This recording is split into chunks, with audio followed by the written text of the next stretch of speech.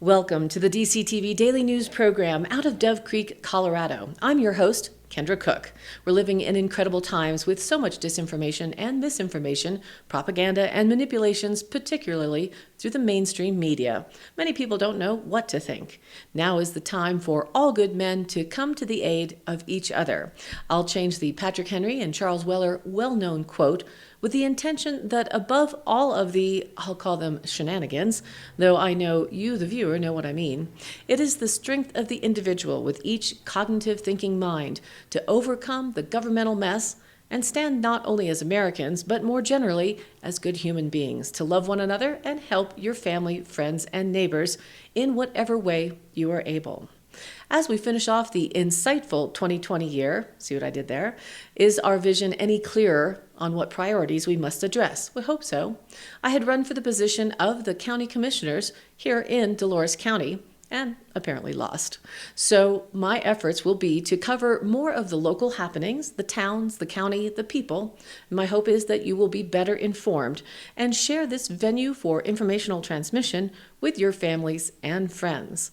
And in that way, you can understand what the issues are in our county and our town, our local area, so that you can make an informed decision on who to put in charge of those decisions. It is a privilege to have a county and CSU-operated local TV station, especially in times where communications are becoming more and more restrictive. I invite you to come along with me for the ride into 2021. I appreciate your input and viewership. And now, let's get on with the local news updates. Today is a Monday, November 30th, 2020. DCTV Daily News. In Denver for CBS News and other sources, the Thanksgiving saga continues to bring forth a plethora of angst as well as strong non-compliance when it comes to what more and more is appearing to be an overreach under the theory of health mandates into personal rights and freedoms and where future structures of our society may be headed. Please note the emphasis here in this storage coverage of our Colorado and Western Slope is not about washing hands, staying home if you're sick, drinking plenty of fluids, making sure your body is full of vitamin C, D, and zinc for immune health. Nope, that should be a baseline common sense concept. And if you desire to wear a mask, a jumpsuit, a full body containment outfit, it should still be your right to do so. All that said, let's talk turkey. The CBS article starts off saying Republican Representative-elect Lauren Boebert of District 3, who represents much of Colorado's Western Slope, said that her family had a, quote, turkey funeral on Thanksgiving, and she was hosting around 30 people, despite public health orders prohibiting gatherings of more than 10 people. Garfield County, where Boebert lives, is currently under a level orange, high-risk coronavirus restriction level. Colorado has gone to a color-coordinated system. Quote, in Colorado, Thanksgiving is limited to 10 people, but funerals are limited to 30, Boebert told Fox News in a recent interview in Washington, D.C. Quote, so I'm going to have a peaceful funeral for a turkey and have about 30 people at my house, end quote. She later tweeted that she was also holding a funeral for a pig and a duck. That makes my guest limit about 90, right? She tweeted. Due to government regulations, I have adjusted my Thanksgiving plans. These were posts on her Twitter account that has yet to be restricted in the face of so much censorship in the past month or so on all of the major social media platforms. The article continues by stating that, quote, Governor Jared Polis responded on Facebook stating, quote, my hope and prayer is that it doesn't turn into a real funeral for any of the attendees. The simple facts are that for a gathering that size, it's more likely than not that an attendee will bring coronavirus in and that it will spread to several guests. 1 in 41 Coloradans are currently contagious with coronavirus, he continues, and to those who are attending large gatherings, including Representative-elect Boebert, it's my sincere hope that you are among the lucky ones. May the odds be ever in your favor, Polis stated. That's a reference to the Hunger Games movies in which the high-end, rich, upper-power people hold a yearly game, quote-unquote, in which 2 youth from each district are served up to die in a game propagandized to everyone to keep their control level reinforced. The ceremonial quote is tongue-in-cheek, as the odds are, of course, never in the favor of the majority of the population. In a related story, Point for Thanksgiving, showing those in power aren't held to the same accountability as, quote, the masses. Last Wednesday, Denver Mayor Michael Hancock traveled on a commercial plane to visit family in Mississippi for the Thanksgiving holiday. That was on the same day that he tweeted, quote, stay home as much as you can. When Denver Mayor Michael Hancock goes against his own orders, Denver residents need to stop taking orders from Mayor Hancock, Boebert tweeted in her response. Accountability, common sense, again, let's talk turkey and get down to the real truth of the matter. Then perhaps we can be grateful for the freedoms we still do have. And here's today's weather outlook for the Dove Creek area. Today, again sunny with a high near 42 degrees with light southwest winds at 5 to 10 miles an hour. Tonight, mostly clear skies with a low around 20 with east-southeast winds around 5 miles an hour. For Tuesday, another sunny day for December 1st with a high near 38 degrees, a bit breezy with a cold north wind at 10 to 15 miles an hour, becoming southwest 15 to 20 miles an hour in the morning. And watch out for some wind gusts as high as 30 miles an hour. Into Tuesday night, we're looking for, again, mostly clear skies with a low around 17 degrees. The north winds continue to make it feel chilly, running around 5 to 10 miles an hour.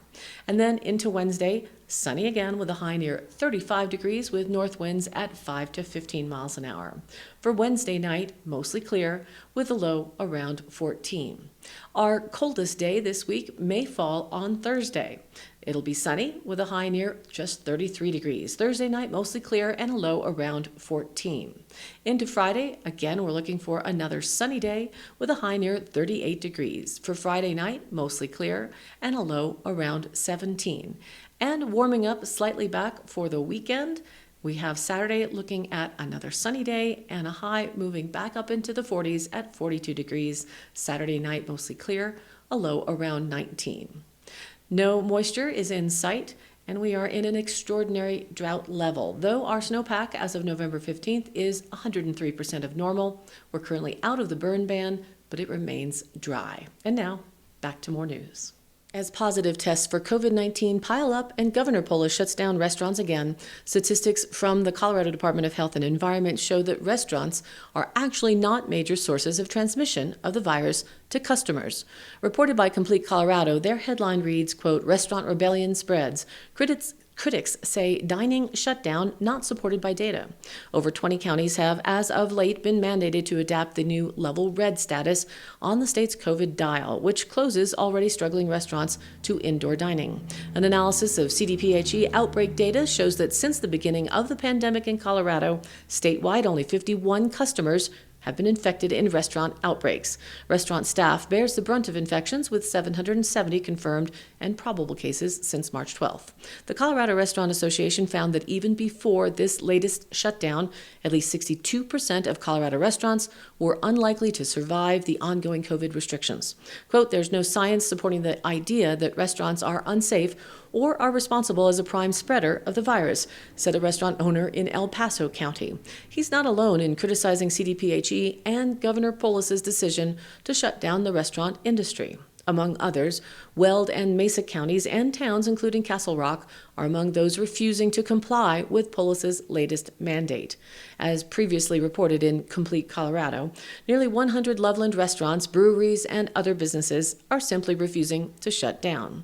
Logan County Commissioner and President of the Northeast Colorado Board of Health, Byron Pelton, in a November 24th email to Complete Colorado said, quote, "We are seeing cases from traveling outside of our county. Our local health department was working on a public health order to allow our restaurants to remain open because if they were to close, we only live 40 miles from Nebraska and they have restaurants open across the border." According to the data we have in Logan County, most of our cases are coming from small family gatherings, going to work sick, and traveling outside of the county. Why would we want to encourage behavior to go traveling to Sidney, Nebraska to eat a dine-in meal, they ask. But, says Pelton, when they made the request to CDPHE, quote, "We were told that because we received our letter informing us that we were in a level red on the dial, we were not able to have a public health order to keep the restaurants open. We need the ability as local governments to tailor how we can fight this virus. Blanket solutions are not working," Pelton continued. El Paso County Commissioner Stan Vanderwerf told Complete Colorado on Friday that he is concerned with CDPHE's movement of El Paso County into the red category on their dial. Quote, "I'm concerned about the state's directive to go from orange to red in El Paso County," said Vanderwerf. "Obviously, we want to do everything we can to be safe, but we also have to be open because people need jobs so that they can pay their mortgages and put food on the table. I have a great concern about whether or not this is a proper balance. Vanderwerf believes that the shutdown is taking place without considering the lag in CDPHE data input. If you go on to the El Paso County Public Health website, you would see that there's the beginning of improving trends, which actually might be the results of having converted from yellow to orange, Vanderwerf said. But the state took us from yellow to orange and then almost immediately took us from orange to red and really did not give us sufficient time to see if going to orange status was going to work. Vanderwerf agrees with others that CDPHE outbreak data shows that in-person dining is safe for customers. Quote, I'm concerned about highly restricting restaurants and closing down in-room dining because I think our restaurants, in particular the restaurants in El Paso County, have been very responsible stewards in managing COVID-19 spread, said Vanderwerf. They've had all kinds of protocols, and to me it feels like closing down restaurants in El Paso County is punishing good behavior. So we should be back to basics and encourage cleaning hands and surfaces, staying healthy, and not going out if we are sick to help from spreading more illness. In Dolores County, at the end of the month county meeting, the health department said that the state offered a letter to be sent to restaurants and bars to let them know additional levels of enforcement would be coming to threaten withdrawing licenses if they didn't comply with the regulations being mandated. It appeared that the local health department declined to send the letter itself, wanting it to come from Denver to make more of an impact.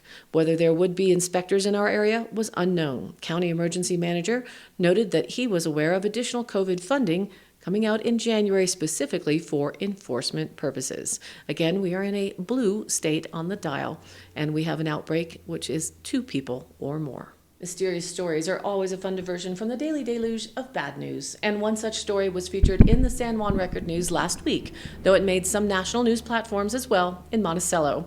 They wrote on November 18th, the Utah Department of Public Safety Aero Bureau was working with the Utah Division of Wildlife Resources to conduct a count of bighorn sheep in a portion of San Juan County.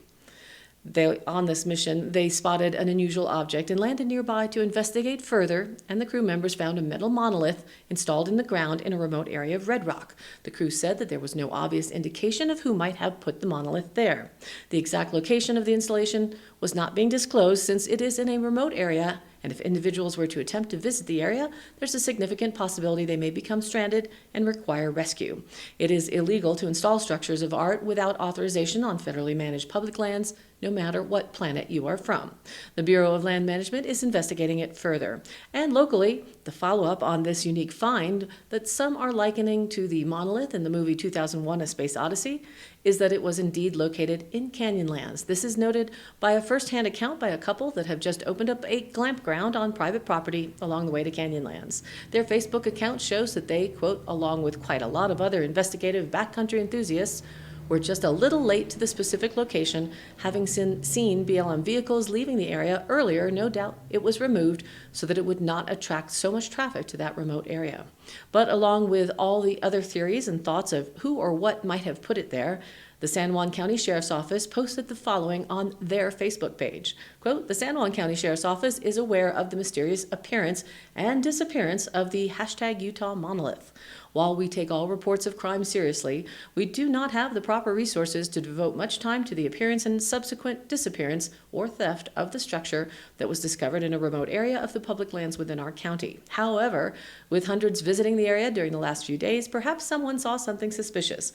If you recognize anyone from the lineup provided as being in the area of the strange structure on the night of November 27th, please let us know, end quote. So, well, that being said, and as anything may happen in 2021, is there a version of Southwest Bigfoot or Sasquatch of the desert soon to be sighted? Well, stay tuned. We'll let you know when we see one. Thank you for tuning in to the DCTV Daily News program. The news is uploaded to our Facebook page at DCTV Daily News, as well as on our YouTube channel. If you have news or information that you would like to share, contact us by email at dcbnnews@gmail.com or call us at 970-677-4119. The local channel in Dove Creek is over the air on channel 32.1 or off the Abajos on channel 18.4.